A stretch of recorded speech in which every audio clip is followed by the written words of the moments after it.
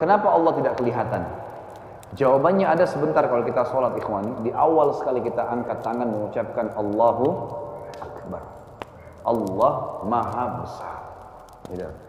Nah di sini kita bisa tangkap Allah Maha Besar ini yang jawabannya. Kenapa Allah tidak kelihatan? Karena Allah terlalu besar. Akbar ini dalam bahasa Arab sesuatu yang melampaui batas. Jadi gini, kalau orang Arab lihat sebuah benda besar, bahasa Arabnya kabir. Karena Al-Quran turun dalam bahasa Arab, wahyu Nabi SAW, sunnahnya dalam bahasa Arab, kita pelajari bahasa Arab itu. Kabir, besar, kalau dalam pandangan seseorang yang bahasa Arab, berbahasa Arab. Kalau bagi dia, secara pribadi dia lihat benda, bagi dia pribadi ya, sangat besar. Dan dia yakin tidak ada lebih besar darinya, maka dia mengatakan akbar.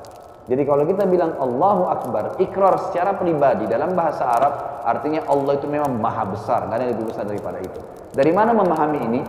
Daripada hadis Nabi SAW. Nabi SAW pernah mengatakan, perumpamaan bumi yang kalian tinggali ini dibandingkan dengan langit pertama di atas kepala kalian, itu adalah seperti cincin yang dibuang di padang pasir. Jadi kita berputar-putar dimanapun di bumi ini, dilihat langit pertama di atas kepala yang dikenal dengan sama'id dunia, itu tidak pernah ada ujungnya, karena kita terlalu kecil. Dan terbukti secara ilmiah ikhwan. Semua ilmuwan berkata, miliaran bintang-bintang di atas langit sana, ya, yang itu semua di bawah langit, ya, maksudnya di atas bumi sana, itu semua di bawah langit. Dan ilmuwan sepakat mengatakan tidak ada manusia yang bisa pegang langit dengan tangannya, karena terlalu jauh jaraknya. Antara bumi sama matahari saja jaraknya sudah sekian juta, ya, mil, besarnya sekian juta kali, udah nggak bisa dihitung. Belum lagi dengan bintang-bintang yang lainnya, dan ini miliaran jumlahnya.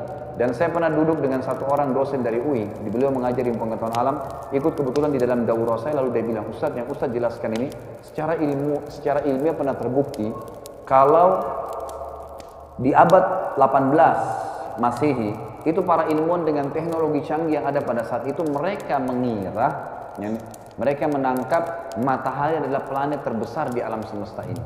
Dan tidak ada lagi lebih besar daripada matahari. Dan mereka dikagetkan di abad ke-19, dengan teknologi yang canggih, ternyata mereka menemukan ada miliaran matahari di alam semesta sana. Miliaran matahari. Dengan planet-planetnya, jaraknya sekian miliar tahun udah, nggak bisa dihitung. Jadi kita ini kecil, seperti debu pasir yang kecil luar biasa gitu kan. Saya pernah baca ikhwan nih, buku anak saya kelas 2 SD, pernah juga ilmu pengetahuan alam dan IPA.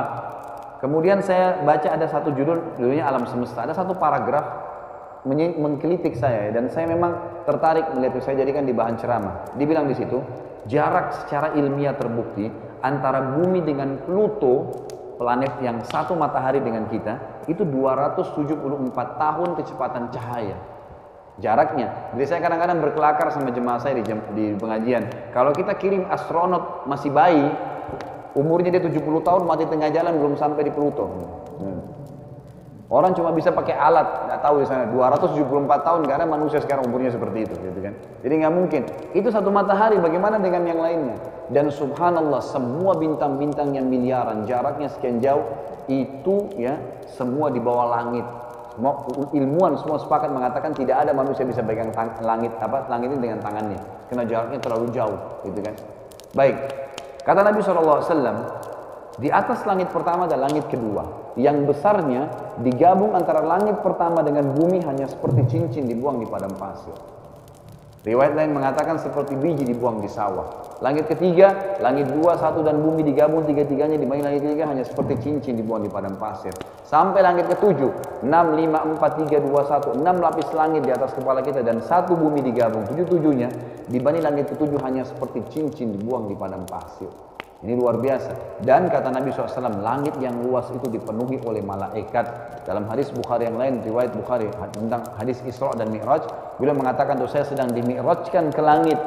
Saya ya, menemukan saya demi zat yang umumkan dalam genggamannya, tidak ada tempat yang saya lewatin di langit sana. Ukuran 4 jari tangan manusia, kecuali ada malaikat yang sedang sujud atau ruku. Penuh dengan malaikat, gitu kan? Penuh, luar biasa jumlah malaikat ini.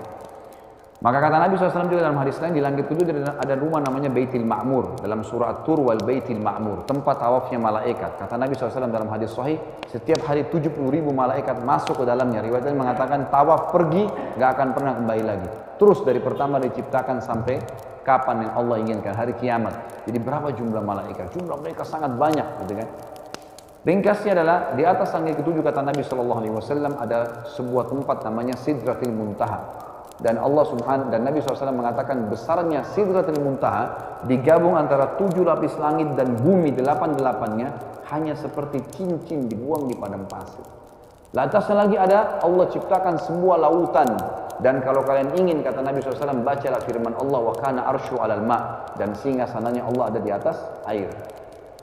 Lautan itu kata Nabi SAW besarnya digabung antara Sidratil Muntaha, 7 lapis langit dan bumi 9-9-nya hanya seperti cincin dibuang di padang pasir.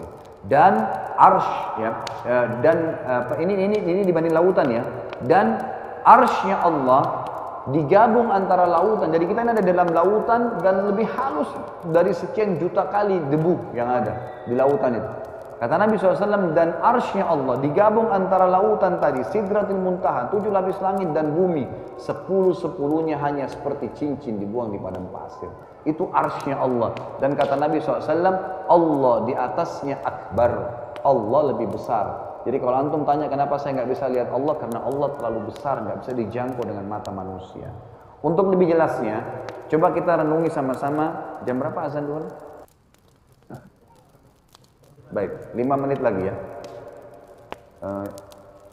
Ada sebuah ayat yang sering kalau antum masih kecil disuruh hafal, dan sampai sekarang kalau antum juga sudah tahu tentunya dipakai untuk ngusir syaitan, untuk pakai zikir pagi sore. Ayat apa?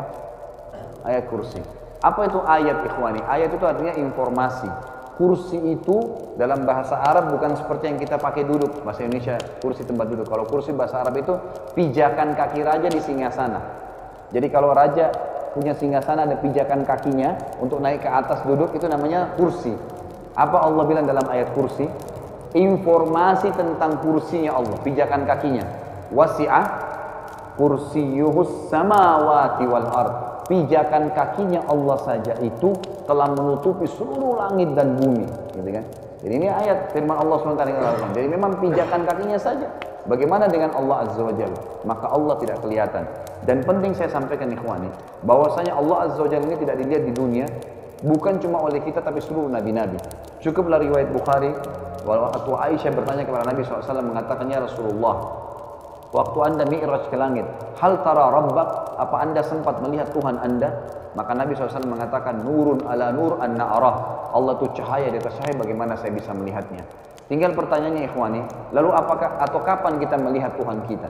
Perhatikan hadis Bukhari yang lain, kata Nabi SAW, kalian akan melihat Tuhan kalian pertama kalinya dalam bentuk cahaya seperti bulan purnama di malam Lailatul Qadar, di mahsyar. Di mahsyar. Tapi belum lihat siapa Allah itu, bagaimana fisiknya kita belum lihat, baru cahaya. Tapi waktu itu semua orang sudah tahu kalau ini Tuhannya, gitu kan? Dan di sini kata Nabi SAW, semua kalian akan berbicara dengan Tuhannya tanpa ada penterjemah. Kemudian pertanyaan selanjutnya, lalu kapan kita lihat Allah? Adalah dilihat pada saat kita masuk ke dalam surga. Enggak ada lagi. Dan ini nikmat terbesar adalah melihat wajahnya Allah. Kata Nabi SAW, kalau semua orang masuk ke dalam surga, termasuk orang yang disiksa di neraka dulu, udah masuk semua di neraka, tinggal orang yang kekal, mereka itu adalah orang kafir dan munafik, maka Allah SWT mengumpulkan ahli surga dan berkata kepada mereka, apakah sudah cukup nikmat yang saya berikan? Mereka berkata, nikmat apa lagi ya Allah, setelah Engkau selamatkan kami dari neraka dan kami masuk ke dalam surga. Karena waktu itu penghuni surga bisa lihat neraka, penghuni neraka bisa lihat surga, sehingga ini tambah bersyukur, ini tambah menyesal, gitu kan? Maka mereka mengatakan, nikmat apa lagi? Maka kepada saat itu dalam hadis ini dikatakan Allah mengangkat hijabnya, pembatas. Maka untuk pertama kali penghuni surga melihat wajahnya, dan orang kafir, orang ahli neraka tidak akan pernah lihat Allah selamanya. Tidak akan pernah lihat Allah.